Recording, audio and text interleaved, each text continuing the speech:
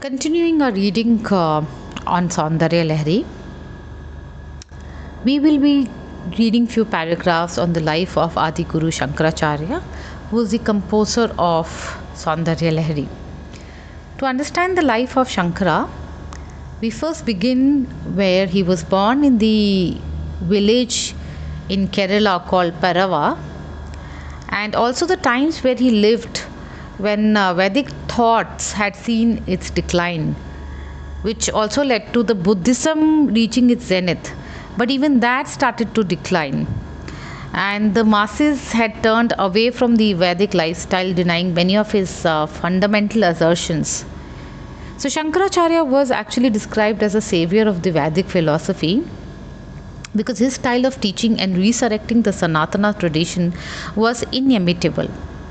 The ease and the aplomb with which he resolved contentious issues between Vaishnava and Shaivite sects, whose differences were deeply entrenched, was an achievement which only an enlightened visionary like Shankara could accomplish.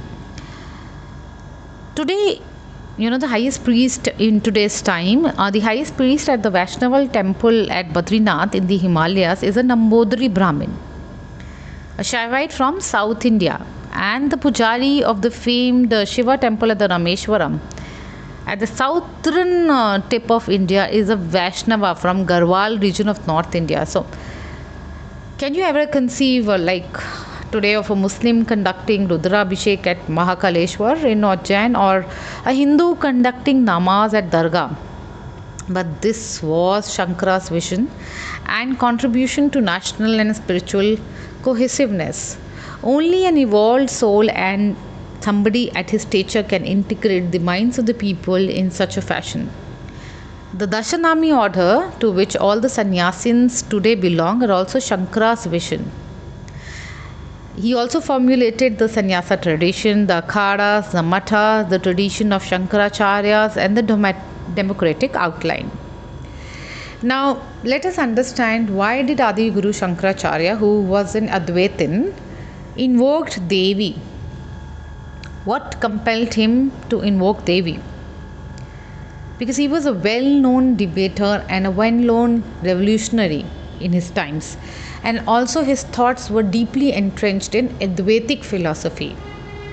We'll talk more about Advaitic philosophy later, but first let's understand what circumstances led Shankaracharya to invoke Devi.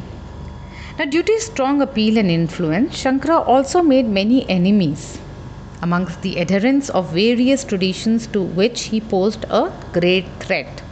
In those days, certain sects also practiced forms of black magic and sorcery with the potential to destroy or annihilate others. Shankara fell victim to one such plan on account of the boldness of his ideas and belief, which were turning the minds of the people, as he recounted in his famous Digvijaya, or conquest of Bharatvarsha. So, one of Shankara's rivals thus plotted to terminate Shankara's life by transmitting a deadly disease into his body. At this time, Adi Guru Shankaracharya invoked the cosmic Shakti or Devi in order to avert the malefic influence. Where else can a child in deep distress turn but to the mother? For no one is more loving, caring, kind, beautiful, and powerful than the mother herself. The mere glance of Devi Ma, he knew, can breathe energy and life into the lifeless dust particles, for she is the source, the very source from which all beings have emerged. So, highlighting that one must remember that the immediate purpose of Shankara's worship was to alleviate disease that had stuck his body. He utilized the spiritual science and the rites and rituals propagated in Tantra to influence the gross matter of the body. He availed himself of an extraordinary method to cure himself, which one could never imagine or conceive of. When one is ill, Does one ever think of chanting mantras to awaken and arouse the healing force of prana Shakti? To some extent, yes. But one rushes off to the doctors first. When all the doctors have failed to cure a disease, will this option be considered? However, in case of Adi Shankara,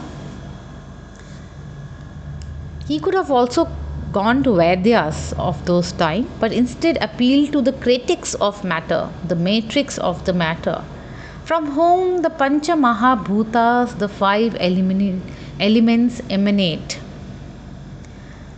permeate and combine to create our bodies, the very source through which these elements come, combine and create our bodies and other forms, whether inanimate or animate. He invoked that very source. Saundarya Lahari therefore designates the specific mantras and their yantras and mandalas for the cure of three types of afflictions. It is said, the Adi Bhautika, the physical disease, the Adi Daivika, those afflicted by natural calamities, and the Adhyatmika, of those ailments that have their root in some unknown cause. It also reveals the manner in which these mantras and yantras can be utilized to awaken Moola Prakriti, or the primordial energy which resides in the form of Kundalini within the framework of the body. In this way, one can generate higher level of energy and awareness to influence the body or any other form of matter that attain the aim which one seeks. Now, this enchanting composition of Shankras consists of 103 mantras.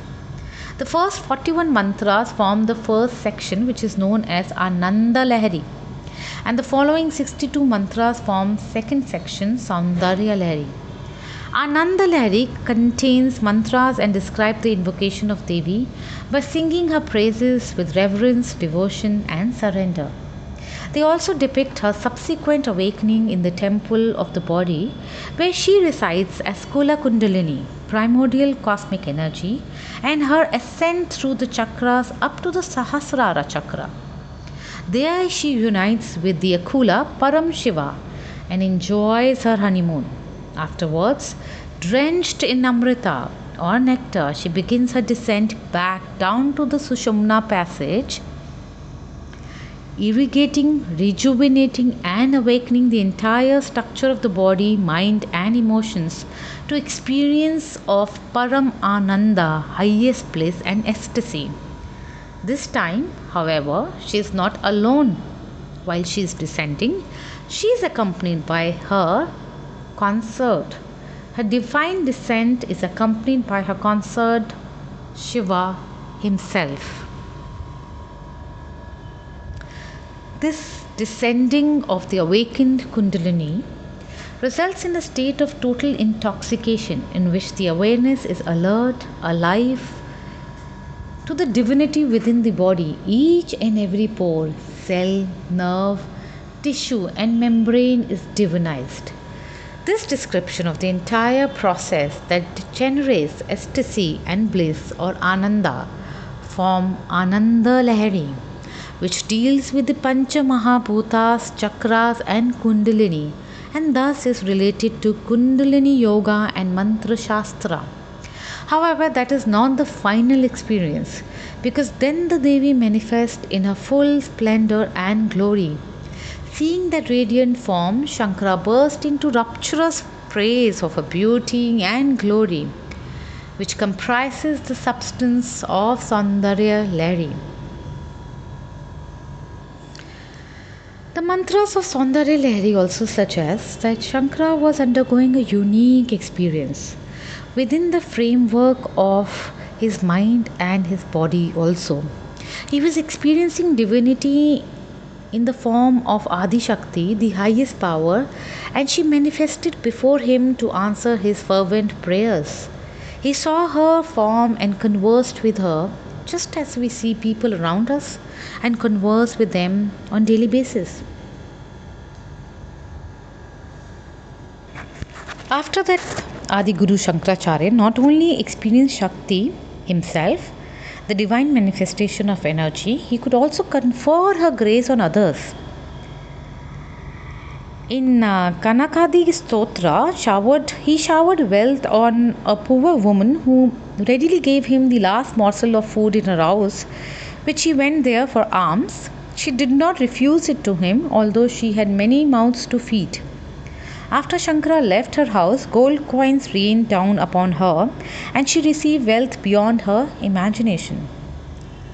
Another story which talks about once he was living with his venerable guru, the great Govindapadacharya, on the banks of Narmada river, and was in spate and rose until it was on the banks of Narmada river, which was in spate.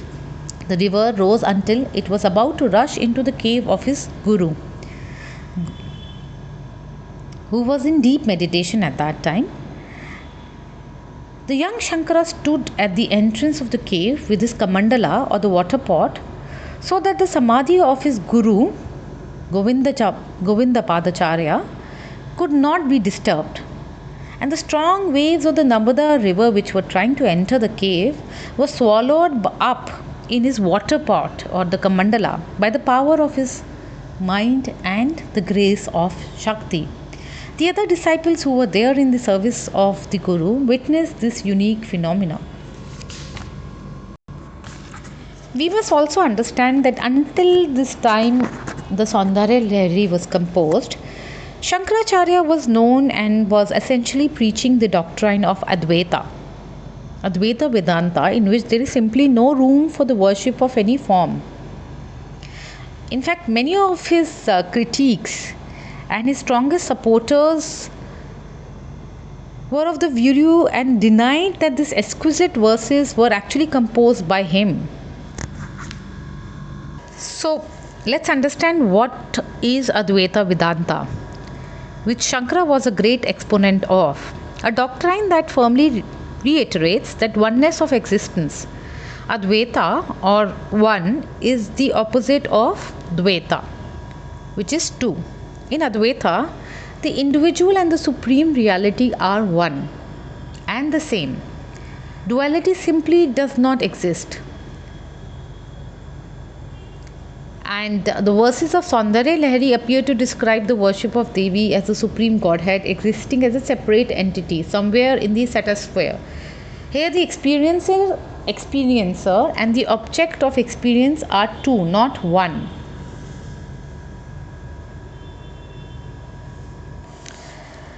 The Advaita is a concept or belief that one's daily experiences, Advaita is one concept and belief of oneness.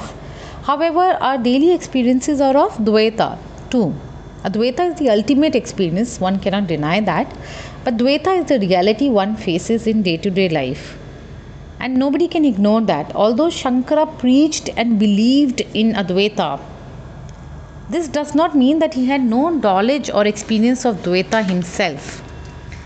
In fact, the Upanishads boldly declare that the Supreme Consciousness became many due to the desire to stand face to face with itself, to revel in its own glory, and to see its own reflection in creation as if in a mirror. The absolute reality beholds itself in myriad forms in this wondrous creation, in all the sentient and the insentient beings. That is the Dvaita experience of the Creator. If the Creator can have the Dvaita experience, then why is it absurd to think that the devotee also can have the same experience?